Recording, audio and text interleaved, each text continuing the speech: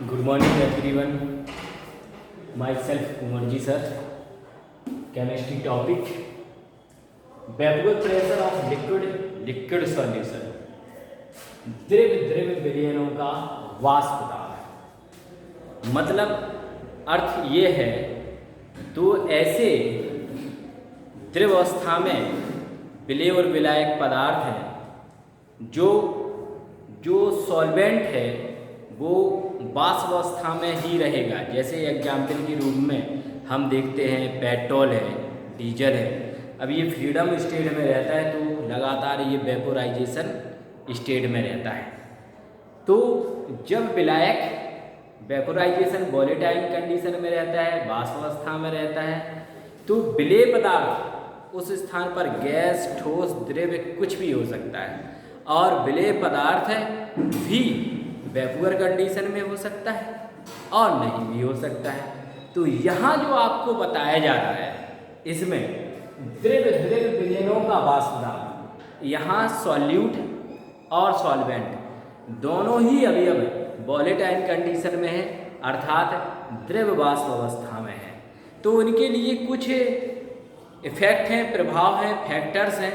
वो राउल्ट के नियम पर कौन कौन से प्रभाव पड़ते हैं वो मैं बता रहा हूँ, ध्यान से सभी छात्र सुनेंगे। First condition temperature.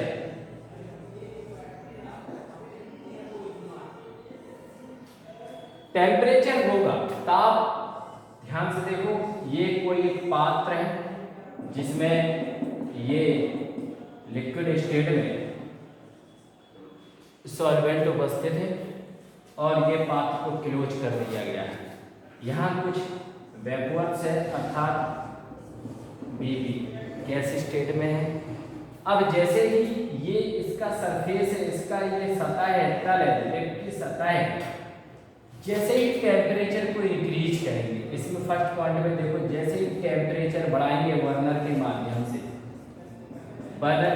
से बढ़ाएंगे, तो इस सतह से ये अपना मूल स्थान छोड़कर इस खाली रिक्त स्थान पर चले जाएंगे, ये गैसीय अवस्था में पहुंच जाएंगे।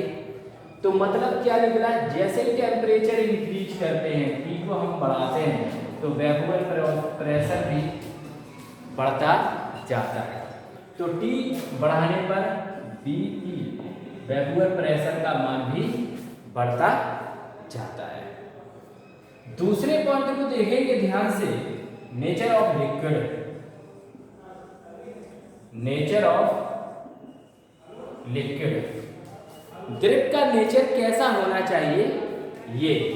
अब नेचर ऑफ लिक्विड में देखते हैं, जब सॉल्वेंट अपना जो द्रव का विलयन है, ये इंटरमोलिकुलर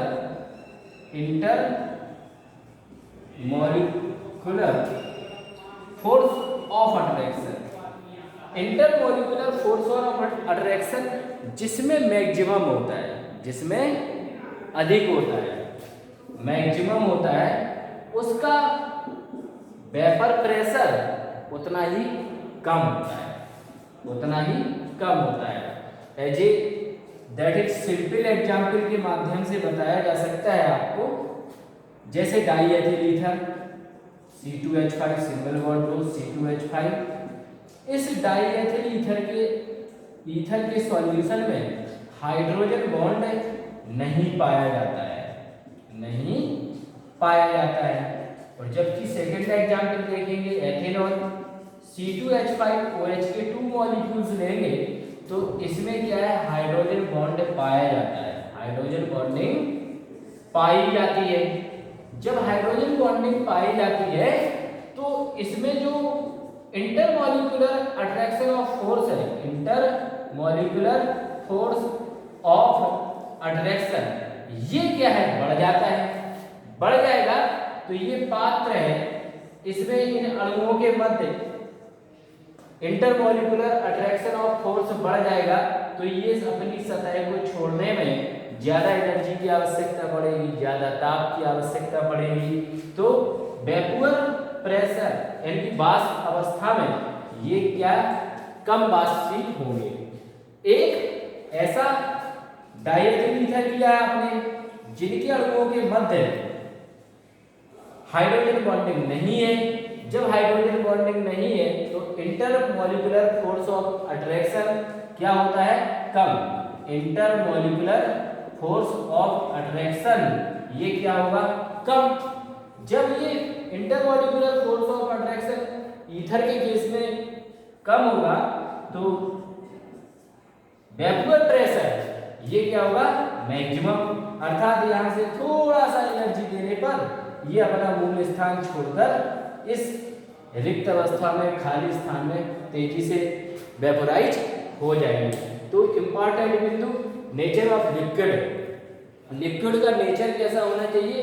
अर्थात जो हाइड्रोजन बॉन्डिंग है उनमें intermolecular force of attraction maximum होता है, अधिक होता है, तो वहाँ वेपर प्रेशर क्या होगा? मिनिमम होगा। और जहाँ हाइड्रोजन बॉन्डिंग नहीं पाई जाती है जिन लिक्विड में, वहाँ intermolecular force of attraction minimum होता है। मिनिमम होता है तो वेपर प्रेशर कम होता है। इसी प्रकार अगला जो तीसरा बिंदु है उसको ध्यान से देखते हैं।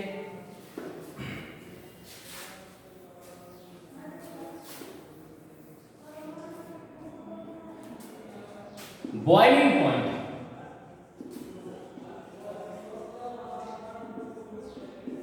बॉइलिंग पॉइंट को देखते हैं। जिसका बॉइलिंग पॉइंट लो होगा, निम्नतम होगा, ऐसा द्रव सॉल्यूशन जिसका बॉइलिंग पॉइंट जितना निम्नतम होगा बीपी का मान उतना ही मैक्सिमम होगा, वेपर प्रेशर उतना ही मैक्सिमम होगा, क्योंकि ये आसानी से क्या है? अपनी सतह छोड़ देते हैं। जिनका बॉइलिंग पॉइंट होता है थोड़ा सा हीट करने पर, जिस लिक्विड का बॉइलिंग पॉइंट कम होगा तो उनके मध्य क्या है? जो अट्रैक्शन ऑफ फोर्स होता है इंटरमॉलिक्यूलर का, वो क्या होता है? वीक होता है। वो कैसा होता है? वीक। और जिनका बॉइलिंग पॉइंट मैक्सिमम होता है, जिनका बॉइलिंग पॉइंट क्या होता है? मैक्सिमम होता है, मैक्सिमम होता है, उनमें जो इंटरमॉलिक्यूलर अट्रैक्शन ऑफ फोर्स क्या होता है? स्ट्रॉन्ग होता है। स्ट्रॉन्ग होता है तो उनका वेपर प्रेशर क्या होगा? मिनिमम होगा। तो ये चौथा पॉइंट था। तीसरा पॉइंट था। चौथे बिंदु को ध्यान से देखते, बहुत इंपॉर्टेंट है। Pure of liquid.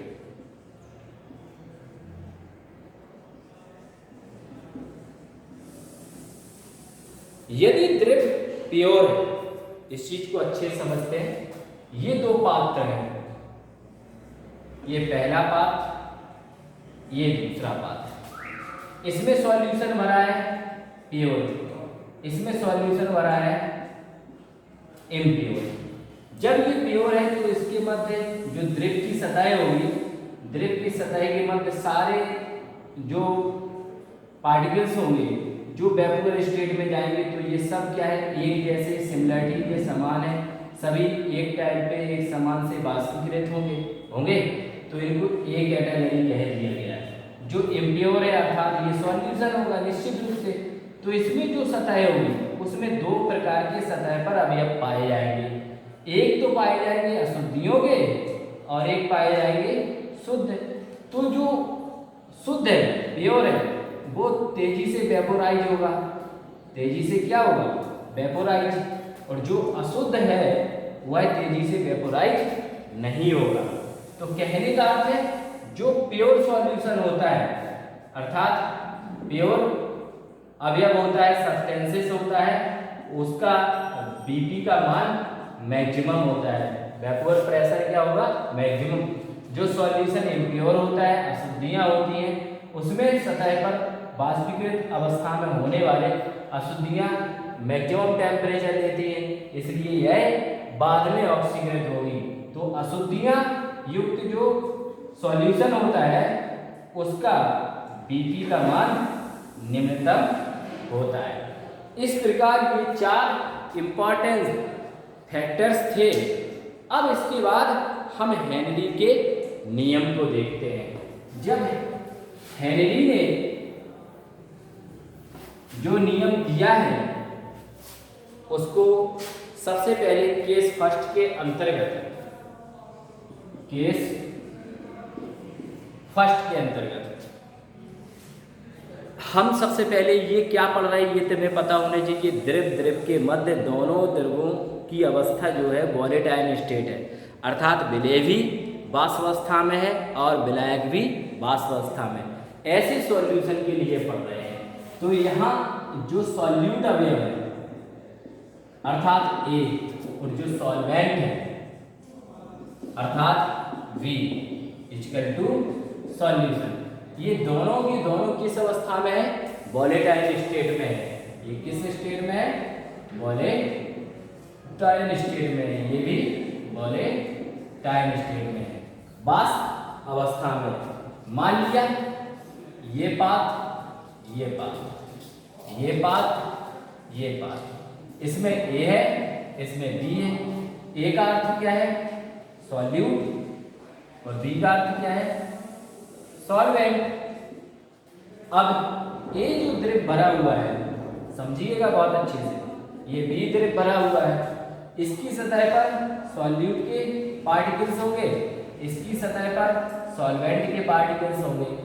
जब ये वेपोर कंडीशन में जाएगा, वाष्प अवस्था में जाएगा, तो ये वाष्प अवस्था में ये चले गए। तो यहाँ देखो ये सॉल्यूट A का जो वाष्प और सॉल्यूट B ये वाष्प अवस्था में गया है। इसमें केवल 2 मॉलिक्यूल्स को दिखाया गया है, इसमें 4 मॉलिक्यूल्स को दिखाया गया है। तो ये मैक्सिमम वाष्पीकृत हुआ है। तो इससे स्पष्ट ये हुआ है जो A सॉल्यूट है वो सॉल्वेंट B की अपेक्षा अधिक वाष्पशील द्रव है, अधिक वाष्पशील द्रव है। तो इसको समझो, A का जो और B के जो, A के मूलों का जो वाष्प दाब है वो Na होगा, B के मूलों का वाष्प दाब क्या होगा, Nb होगा। इसी प्रकार A का जो दाब है वो Pa से रिप्रेजेंट किया जाएगा और B का सॉल्वेंट का दाब है वो किससे रिप्रेजेंट किया जाता है, Pb से। और ये जो गैसों वाष्प दाब के बीच है ये मोल फ्रैक्शन पर निर्भर करता है। तब राउल्ट के नियम के अनुसार क्या हो जाएगा, Pa proportional X, Pa proportional X, क्योंकि इन दोनों लिक्विड को एक दूसरा जो पात्र है उसमें क्या है, मिलाया गया है A प्लस B। जब दोनों को आपस में मिला दिया जाएगा तो ये फॉर्मूला इस सॉल्वेंट के लिए बनेगा, Pa equal to P nought A into X। समीकरण फर्स्ट, P नॉट A क्या है, इसका सॉल्यूट विलेय पदार्थ का वाष्प दाब। P नॉट A क्या है, P nought A vapour pressure वाष्प दाब है, और सॉल्वेंट का P नॉट V इसका वाष्प दाब है। ये मोल फ्रैक्शन के अंतर्गत है क्योंकि ये टेम्परेचर इंडिपेंडेंट टर्म्स है। तो ये समीकरण फर्स्ट हो गया। अब इसके अंतर्गत PV प्रोपोर्शनल XV, क्योंकि जो मोल फ्रैक्शन होता है X बराबर क्या होता है बेटा, XA plus XB equal to 1। विलेय का मोल प्रभाज और विलायक के मोल प्रभाज का जो योग होता है सदैव 1 के बराबर होता है। तो PB बराबर P not B plus into XB, ये समीकरण सेकेंड है। ये राउल्ट के अनुसार है, राउल्ट्स के अनुसार। अब डाल्टन का आंशिक दाब नियम जानते हैं। डाल्टन के अनुसार, डाल्टन के अनुसार P बराबर किसी विलेय का संपूर्ण दाब उसके आंशिक दाबों के योगफल के बराबर होता है। ये डाल्टन ने कहा था। तो Pa प्लस Pv, तो P बराबर क्या हो जाएगा, Pa की वैल्यू को समीकरण फर्स्ट वैल्यू को पुट अप कर देंगे तो Pa into XA, PV into XC, P nought A और ये P नॉट V, ये समीकरण नंबर थर्ड हो गया। अब हम क्या जानते हैं, XA प्लस XB बराबर 1, तो एक्स बी बराबर क्या हो जाएगा 1 माइनस एक्स ए। जब इस समीकरण में एक्स बी का मान रख दोगे तो ये हो जाएगा P naught A X A plus P naught B 1 minus X A. इसको जैसे ही हल करेंगे, हल करने के उपरांत जो समीकरण प्राप्त होगा वो होगा पी नॉट बी, पी बराबर P naught B plus x A P naught A minus P naught B. यही राउल्ट का नियम कहलाता है। It's okay.